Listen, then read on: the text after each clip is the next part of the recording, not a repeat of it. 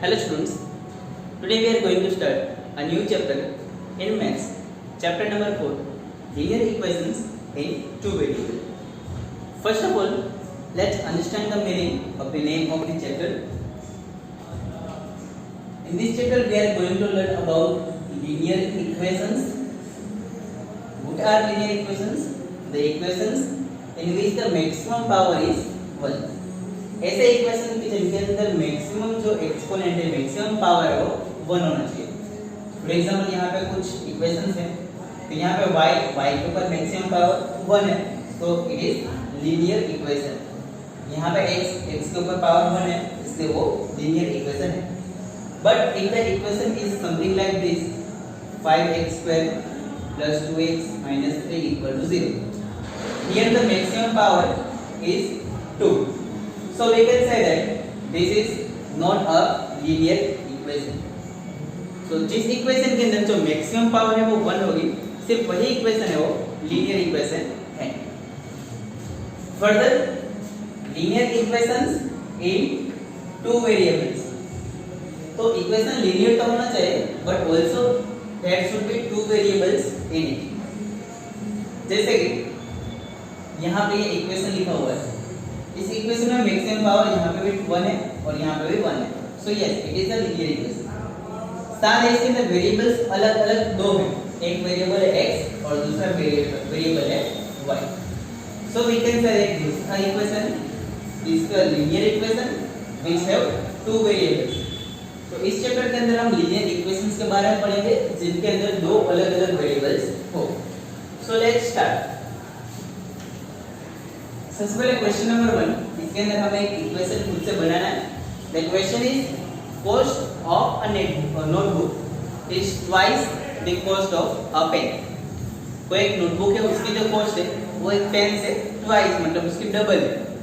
उसके लिए हमें एक इक्वेशन बनाना है. साथ में हमें क्वेश्चन के अंदर बताया गया है कि हमें सपोज करना है कि जो कॉस्ट ऑफ द नोटबुक है वो ₹100 और जो cost of the pen that is ₹5. Student standard 8 तक के जो हम सम्स करते हैं उसके अंदर हम सिर्फ एक ही वेरिएबल चूज करते हैं, सिर्फ x, और उसी वेरिएबल से पूरा जो भी इक्वेशन होता है सोल्व करते हैं. बट स्टैंडर्ड 9 और इसके आगे स्टैंडर्ड 10 के अंदर भी हमें ज़्यादातर जो इक्वेशंस दिए होंगे वो हम सिर्फ एक वेरिएबल से सोल्व नहीं कर सकते, इसलिए उन्हें सोल्व करने के लिए हमें दो अलग-अलग वेरिएबल्स लेने पड़ेंगे. तो क्वेश्चन में सबसे पहले हम फाइंड करेंगे कि इस क्वेश्चन के अंदर कौन सी दो अलग-अलग चीजें दी गई.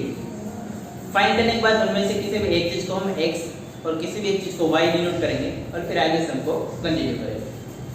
सेम यहाँ पे first thing is notebook and second thing is pen. तो नोटबुक के लिए हमने सपोज किया है ₹100 and for the pen we have suppose ₹5.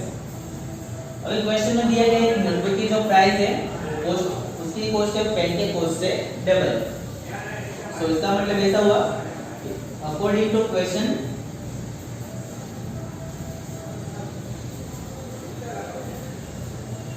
cost of the notebook is 2 times cost of pen. तो क्वेश्चन में ऐसा दिया गया ना कि जो नोटबुक की कॉस्ट है वो कितनी है, तो जितनी पेन की कॉस्ट है उससे डबल, उससे 2 टाइम्स. अब इसके अंदर वैल्यू पुट करते हैं. तो नोटबुक की कॉस्ट है वो गई ₹100, 2 वेजिटेबल्स, और पेन की जो कॉस्ट है वो है ₹5. तो हमें कैसे मिलेगा x = 2y. अगर 2y को हम लेफ्ट साइड ले लेंगे तो इक्वेशन हो जाएगा x - 2y = 0. तो ये हो गया हमारा इक्वेशन इस क्वेश्चन के लिए. वेरी. अब इससे आगे क्वेश्चन बढ़ाते हैं. तो जो हमारे चैप्टर का नाम है linear equation in two variable, तो उसके लिए जो जनरल फॉर्म है जो हम यूज करेंगे that is ax + by + c = 0. तो ये हमारा जो जनरल फॉर्म है linear equations in two variable. इसके अंदर मैक्सिमम पावर 1 है और दो अलग-अलग वेरिएबल्स है x एंड y. जो a है वो x का कोएफिशिएंट है, जो b है वो y का कोएफिशिएंट है, और c ऐसा नंबर है जिसके साथ x या y कोई वेरिएबल नहीं है, बस सिर्फ कोई नंबर है, मतलब कांस्टेंट टर्म. तो अभी हम इन सभी क्वेश्चन में से हमें a की वैल्यू, b की वैल्यू और c की वैल्यू फाइंड करके लिखना है। a की वैल्यू मतलब x का कोएफिशिएंट, b की वैल्यू मतलब y का कोएफिशिएंट और c की वैल्यू मतलब ऐसा नंबर जिसके साथ x या y कोई अलग-अलग वेरिएबल्स ना हो बट वो कांस्टेंट टर्म हो। So let's start. First question is 2x 3y 9.35 बार। तो स्टूडेंट्स फर्स्ट ऑफ ऑल हमें इसे इस तरह से कन्वर्ट करना पड़ेगा, मतलब इक्वल टू के सामने हमें 0 मिलना चाहिए और कोई नंबर नहीं होना चाहिए। तो first step should be that 2x 3y, इसे हम ले लेंगे लेफ्ट साइड, तो ये हो जाएगा नेगेटिव। अब इसके अंदर से हम सारी वैल्यूज को है फाइंड कर सकते हैं। अभी इनसे कंपेयर करेंगे, comparing with x dy c equals to 0। तो अभी हम इसके साथ कंपेयर करेंगे तो x ये रहा, तो इस तरह से हमें a की वैल्यू मिल जाएगी 2, ये रहा y, तो इस तरह से हमें b की वैल्यू मिल जाएगी 3 और यहाँ पे c की वैल्यू हमें मिलेगी -3.35 बार। तो अभी हमें सारे वैल्यूज लिखनी है। a equals to 2, b equals to 3 and c equals to -9.35 बार। तो कुछ इस तरह के क्वेश्चन है जिसके अंदर हम सबसे पहले उसको कन्वर्ट करेंगे कि इक्वल टू सामने 0 ही होना चाहिए, वो फर्स्ट स्टेप होगा। अगर पहले से 0 दिया है तो उस स्टेप में स्किप कर देना है। सेकंड स्टेप क्या आपको इसके साथ कंपेयर करना है, a b और c की सारी वैल्यूज जो आपको फाइंड करके लिखनी है। नेक्स्ट क्वेश्चन के अंदर हमें पहले से सामने इक्वल टू 0 दिया हुआ है, so that is good. Direct हम इसे कंपेयर करेंगे।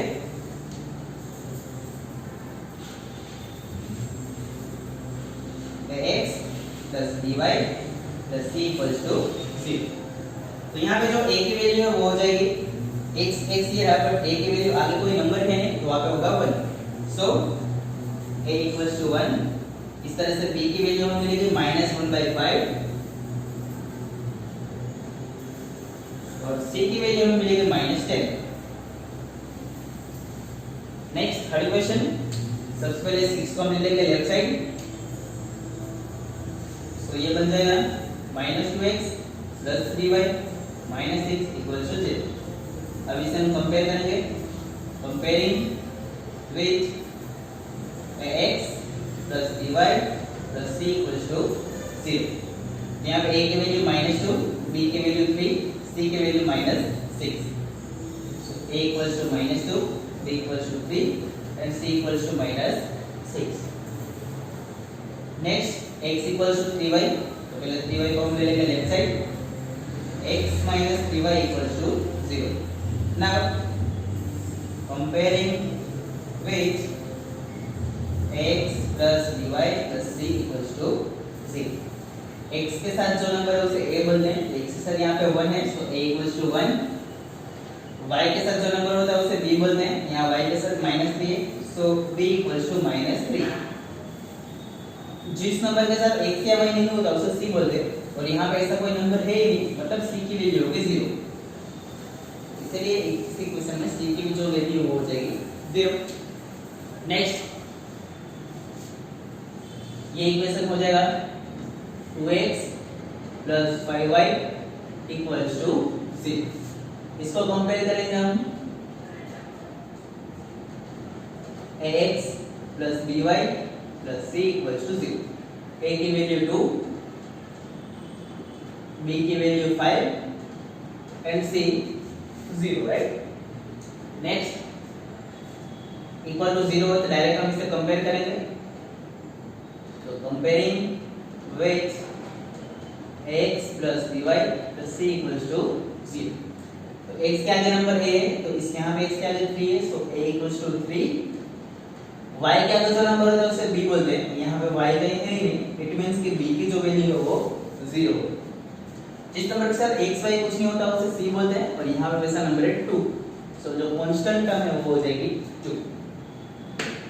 नेक्स्ट डायरेक्ट कंपेयर करेंगे हम, comparing with x + by + c equals to 0। अभी शायद स्टूडेंट्स आप लोगों को भी समझ में आ गया होगा, यहाँ पे x वाला कोई टर्म है नहीं तो a की वैल्यू 0 होगी, b की वैल्यू 1 एंड c की value -2। Next 5 equal to 2x, तो इस 5 को हम ले लेते हैं राइट साइड, तो इक्वेशन कुछ ऐसा बन जाएगा 2x - 5 इक्वल टू 0। आप ऐसा भी लिख सकते हो तो 5 - 2x इक्वल टू 0, दोनों सेम। इसे कंपेयर करेंगे हम, x plus dy plus c equal to 0। तो यहाँ पे a की वैल्यू हमें मिलेगी 2, b की वैल्यू हमें मिलेगी 0 और c हो जाएगा -5। नेक्स्ट अभी एक्सरसाइज 4.2, इसके अंदर फर्स्ट क्वेश्चन है कि y इक्वल टू 3x + 5, इस इक्वेशन के अंदर कितने सॉल्यूशंस हैं। तो इसको पहले समझने से पहले स्टूडेंट्स हम उसके बाद वाला सेकंड क्वेश्चन समझते हैं ताकि उसको ज्यादा इजीली हम समझ सकें। सेकंड क्वेश्चन के अंदर हमें इक्वेशंस दिए, उन इक्वेशंस के हमें 4 अलग-अलग सॉल्यूशंस और फाइंड करके लिखने हैं। वो किस तरह से कर सकते हैं हम, तो यहाँ पे हमें इक्वेशन दिया है 2x + y = 7। इस इक्वेशन के अंदर आप x की जगह पे कोई भी एक वैल्यू पुट करोगे, अपने हिसाब से जो भी आपको पुट करना हो आप उसे सोल्व करोगे और उसमें से y को सब्जेक्ट बनाओगे और y की वैल्यू फाइंड करोगे।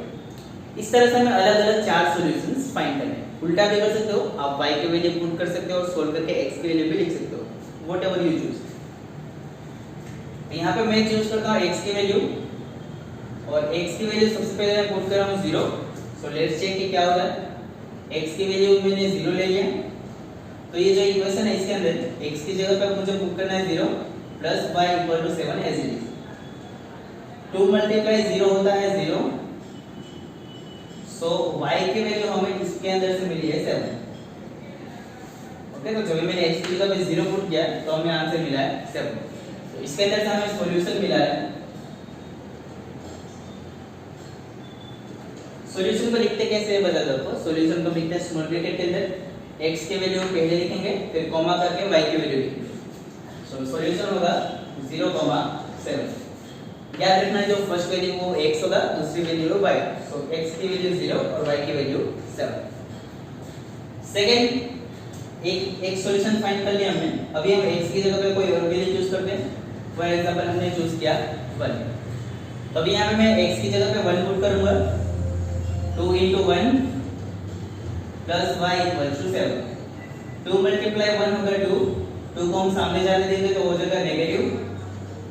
7 - 2 दैट इज 5। तो यहाँ पे हमें सॉल्यूशन मिला,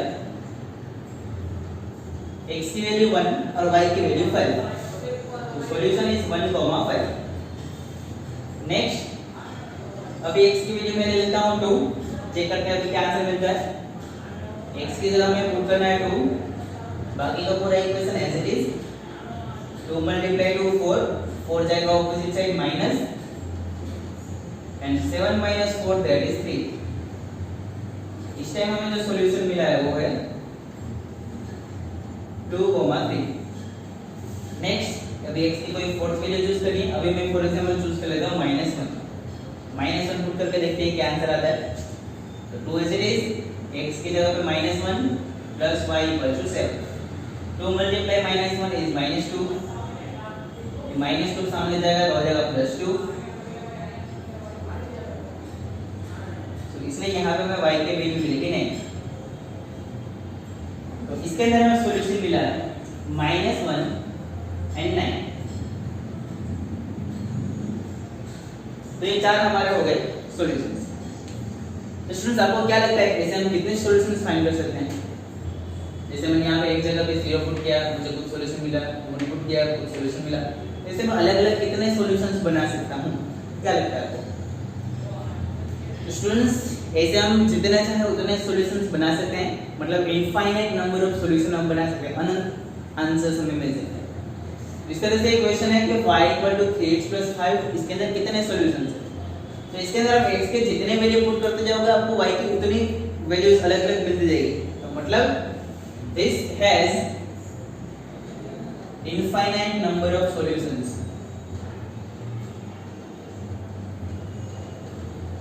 तो इसके अंदर बहुत सारे इनफाइनाइट जितने आपको चाहिए उतने सॉल्यूशंस हमें मिल सकते हैं। ओके स्टूडेंट्स, तो अभी मैंने 4.2 को सेकंड के फर्स्ट क्वेश्चन तक आपको करा दिया। इसके अंदर भी सेकंड, थर्ड, फोर्थ भी इसके जैसे ही समय आप ट्राई जरूर कर सकते हैं। इसके अगले लेक्चर में आप लोगों को कराऊंगा भी। ओके, अभी आप लोग कोड पे से देख के इतना लिख लो, फिर मिलते हैं हम नेक्स्ट लेक्चर के अंदर।